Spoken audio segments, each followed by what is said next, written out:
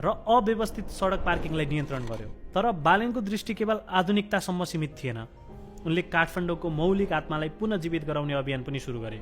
फल्चा जस्ता परम्परागत नेवारी संरचनालाई आधुनिक बस स्टप र सार्वजनिक विश्राम स्थलको रूपमा पुनः स्थापना गर्दै उनले विकास र संस्कृति बीचको सन्तुलन देखाए।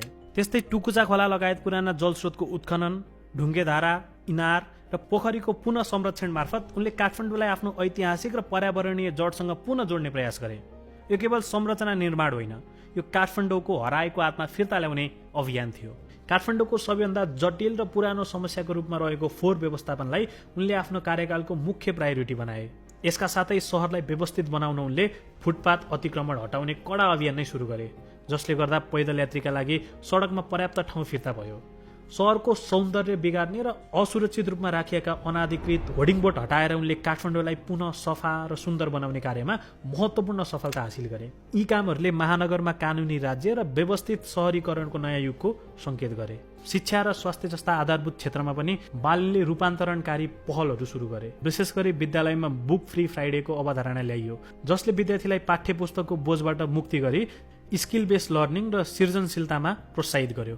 स्वास्थ्य क्षेत्रमा पनि उनले महत्त्वपूर्ण कदम चाल्दै महानगरभित्र 24 घण्टा निशुल्क एम्बुलेन्स सेवा सञ्चालनमा ल्याए र वडा स्तरबाटै स्वास्थ्य सेवाको पहुँच विस्तार गर्ने प्रयास गरे। वातावरणीय सुधारका लागि पातलो प्लास्टिकका झोलाहरू प्रतिबन्ध लगाइयो र सहरको सरसफाइका साथै वातावरणीय सचेतना कार्यक्रममा पनि विशेष ध्यान दिइयो। यससँगै महानगरले निजी विद्यालयमा अनिवार्य गरेको स्कलरसिप व्यवस्थालाई कडाइका साथ कार्यान्वयन गर्दै हजारौं विपन्न विद्यार्थीलाई गुणस्तरीय शिक्षामा पहुँच दिलायो।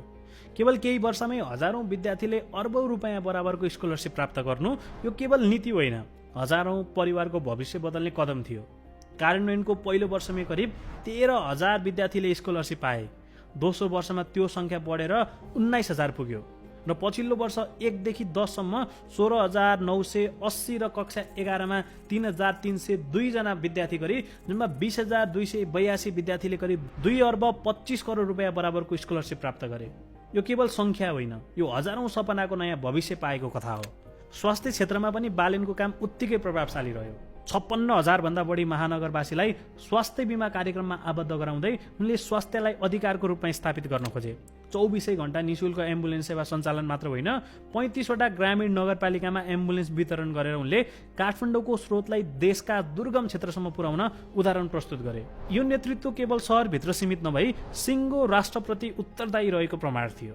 यसैबीच उनले उज्यालो महानगर अभियान मार्फत काठमाडौँलाई साँच्चै उज्यालो बनाउने अभियान सुरु गरे। करोडौंको लगानीमा हाइमास्ट लाइट जडान, हजारौं बिग्रिएका सोलर बत्तीलाई सञ्चालनमा ल्याउने र नयाँ स्ट्रिट लाइट जडानको तयारीले सहरलाई सुरक्षित, सुन्दर र जीवित बनाउने दिशामा ठोस कदम चालियो।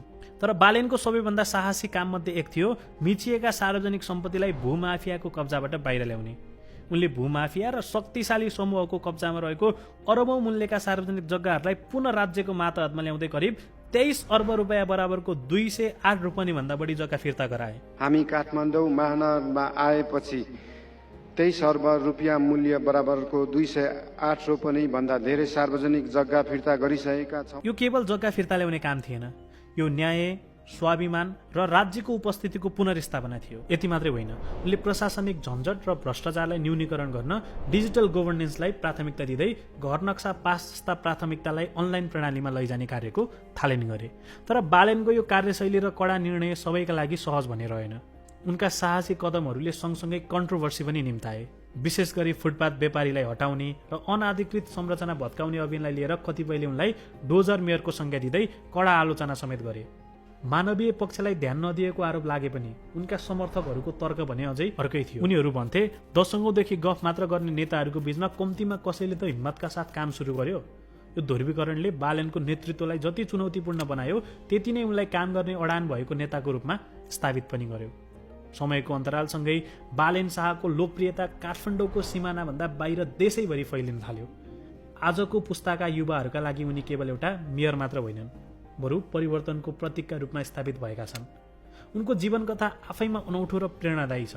एक र्यापर, एक इन्जिनियर र अब एक प्रभावशाली मेयर। यी तीनै भिन्न परिचयहरू एउटै व्यक्तिमा समाहित भएको देख्दा धेरैलाई भविष्यको नयाँ नेतृत्व यस्तै बहुआयामिक हुनुपर्छ भन्ने आभास गराएको थियो। काठमाडौँ महानगरको मेयरको रूपमा काम गर्ने सिलसिलामा अनेकौं नीतिगत सुधार र विकासका प्रयासहरू अघि बढाए। तर उनले संघीय सरकार र राज्यका विभिन्न तहबाट अपेक्षा गरे अनुसारको सहयोग भने पाएनन्। बरु पाइला